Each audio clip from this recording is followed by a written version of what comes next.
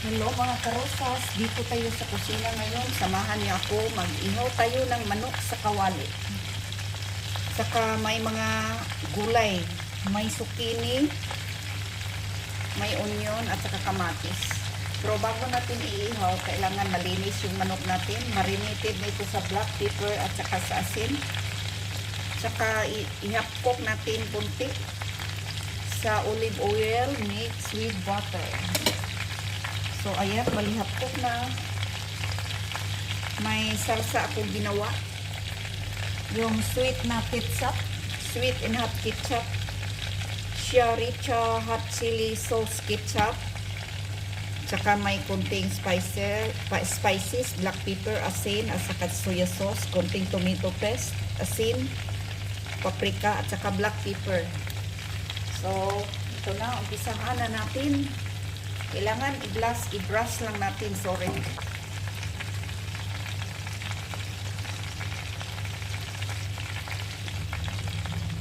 Ayan, pwede na natin baliktarin mga karosas.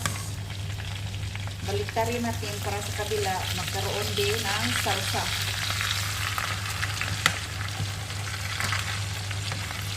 So, sa mahina lang apoy para hindi masunog. May kunti. Baliktarin din natin ang kamatis at saka yung onion. Ayan. So, lagyan natin ang kabila ng salsa. Hanggang maluto ito mga karosas, medyo mag-brown.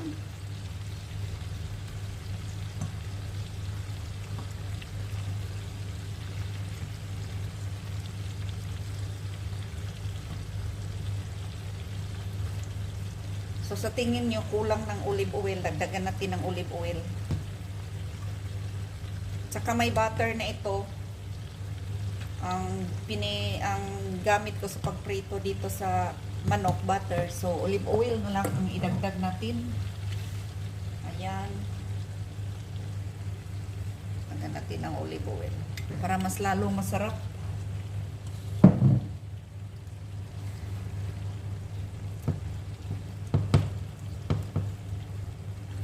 Ayan mga karosas. Kailangan mahina lang ang apoy para hindi siya masunog. Dahan-dahan maluto yung dahan-dahan yung maluto yung zucchini at saka onion at saka kamatis.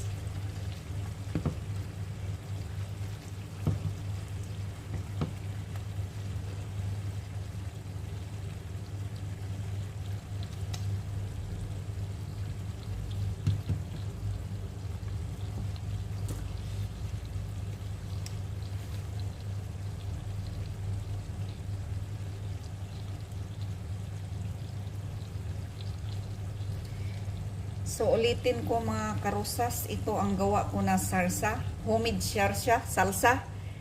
Sriracha hot chili sauce ketchup. Made in Thailand. Ayan. Tapos, may kunting olive oil.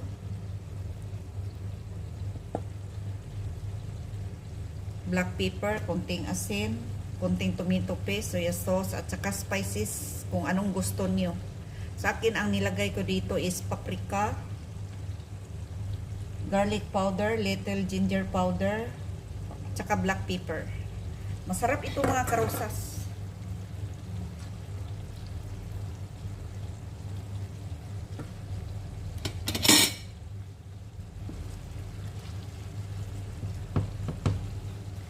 So, takpan lang natin mga karosas para mas lalong masarap, mas lalong lumambot yung manok. So, habang naghihintay tayo sa soap,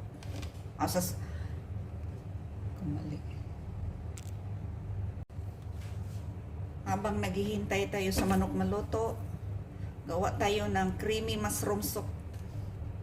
Maglagay lang tayo ng kunting butter. Hindi kunti, marami na. 3 tablespoon para masarap.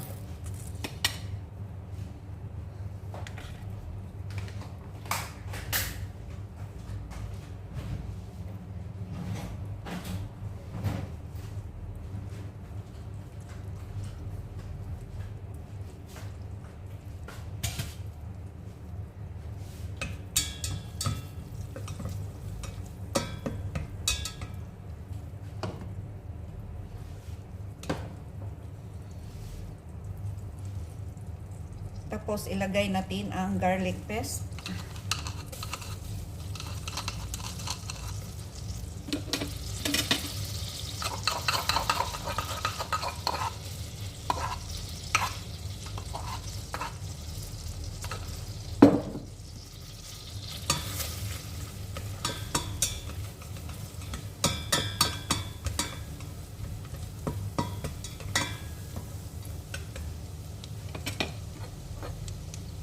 Isunod natin ang 2 tablespoon na all-purpose flour.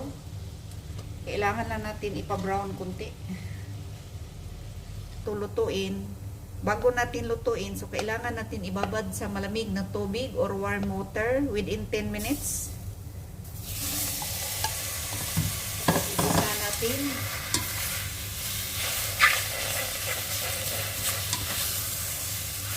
May halo yung kunting kamatis at saka onion kasi sayang naman. Optional lang yan mga karosas. Tapos lagyan natin ng tubig. So kunti lang ang tubig mga karosas.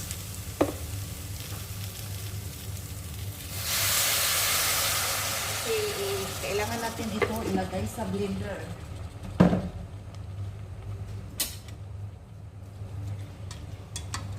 Ayan. So pag kulang pa ng tubig, pwede natin dagdagan. Pakuluin lang natin hanggang malambot yung mushroom.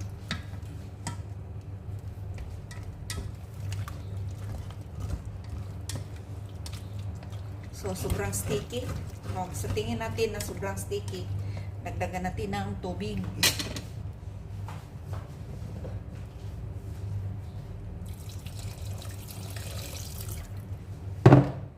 Siyempre, hindi kalimutan ang asin.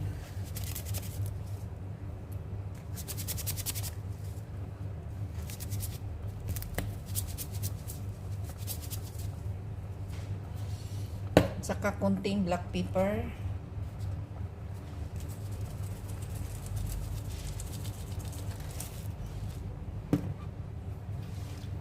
Pakuluin lang natin, maya kunti, i-blender natin ito. Kunti lang tubig ang nilagay ko mga karosas kasi magdagdag pa ako mamaya. So, pag sa tingin natin na medyo luto na, pwede na natin i-blender. So, takpan muna natin.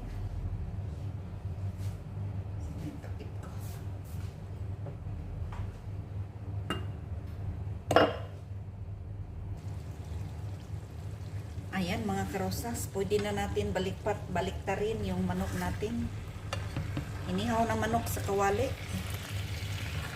So ganito tayo magbaliktad. Nasira na, naputol. Naputol na yun, walang problema. So ibalik natin.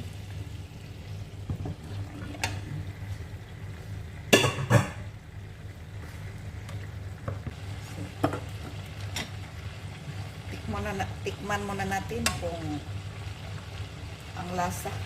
Hindi ba matabang? Sarap. Sobrang sarap mga karosas. Sarap talaga. Believe me, hindi ito pagmamayabang. Totoong sarap. Tama lang timpla. Tama lang ang anghang. Pag gusto niyo pang maanghang kunti, so pwede tayo magdagdag ng, pwede natin dagdagan ng ito yung red hot chili. Ito pwede natin dagdagan ng red hot chili. Idagdag natin sa salsa. Sobrang sarap pala mga karosas.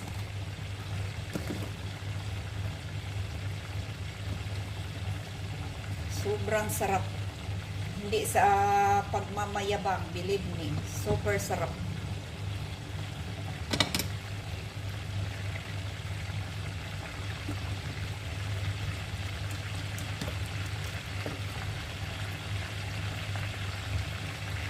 Ito yung sa kabila, yung ito sa maliit na kasirol.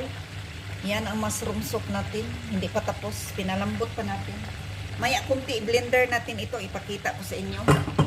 Lagyan lang yan ng cream soup. I-blender yan. Tapos dagdagan ng kunting tubig. At saka cream. Thick cream. Lagyan natin ng isang thick cream. Kahit anong klaseng cream. Depende lang yan sa inyo mga karosas. Anong klaseng cream. Tapos pakuluan konti pagkatapos mag-blender, dagdagan ng tubig. Pag gusto niyo hindi gaano malapot, so dagdagan natin ng tubig. Ayan, ang sarap pala nito. First time ko pa nagluto nito. Ano, pinorward lang ito sa ng amo ko yung itong recipe na to galing TikTok. Nakalimutan ko kung sino yung ano TikToker na to. Sarap ng luto niya. Ang sarap ng luto, I mean recipe niya, ang sarap. Ayan. Ganito lang.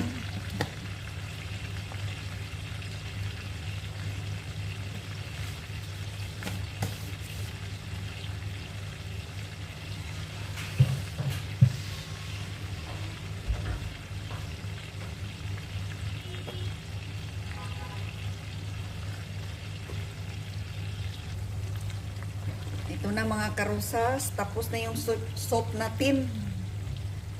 Ito ang soup natin. So, lagyan na natin ng cream.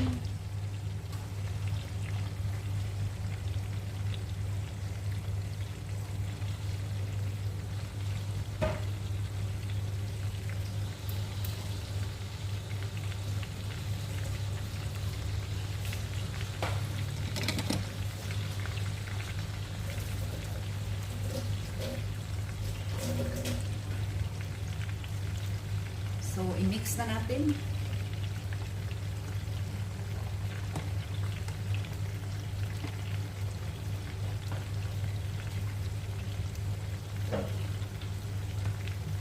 Ayan. Tingnan natin kung masarap ba.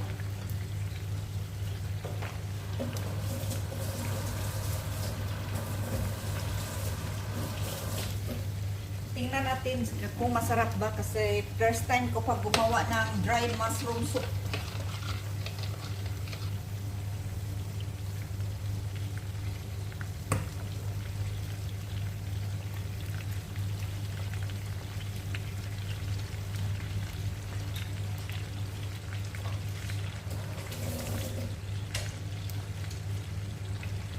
So ganito mga karosas, ang sarap pala.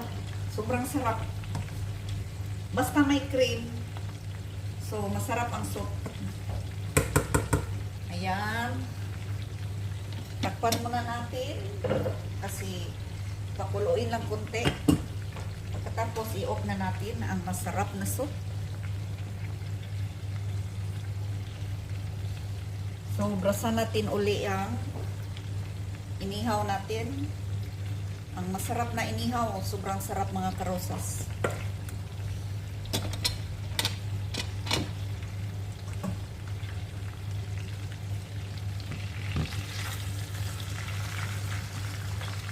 Kailangan natin ilagay sa plato.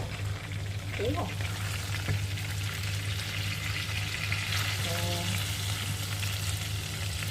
ganon. Parang medyo tanggalin lang natin ang itim para hindi mapait yung luto natin. Hindi naman ito sunog yung pinaka-sauce niya. So, kailangan natin tanggalin. So, ibalik lang natin mga karosas.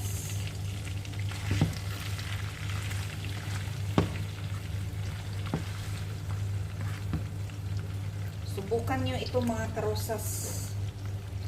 Sobrang sarap dahil siguro sa sauce, masarap ang sauce.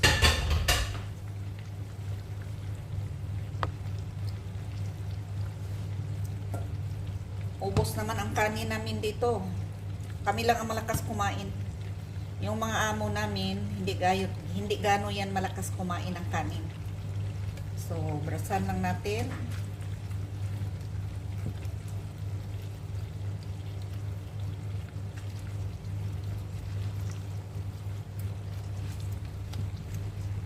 Lagyan natin konting oil. Hindi ito oil na cooking oil mga karosas. Butter ito at saka hinaluan ko ng konting olive oil. Pero pag marami kayong butter, so pwede natin lagyan ng pwede butter lang. Pero pag gusto ninyong olive oil, pwede rin olive oil lang. Pero mas masarap pag maraming butter. So, kailangan i-check natin ang mga inihaw na kamatis.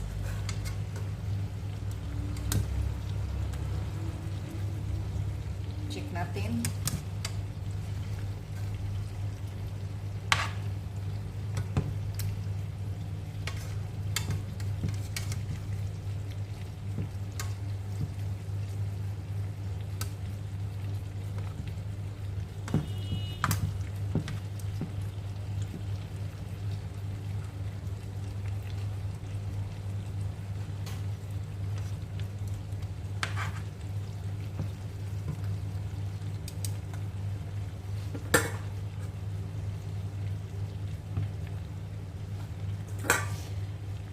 Ayan, luto na mga karosas. Ang masarap na inihaw natin sa kawali.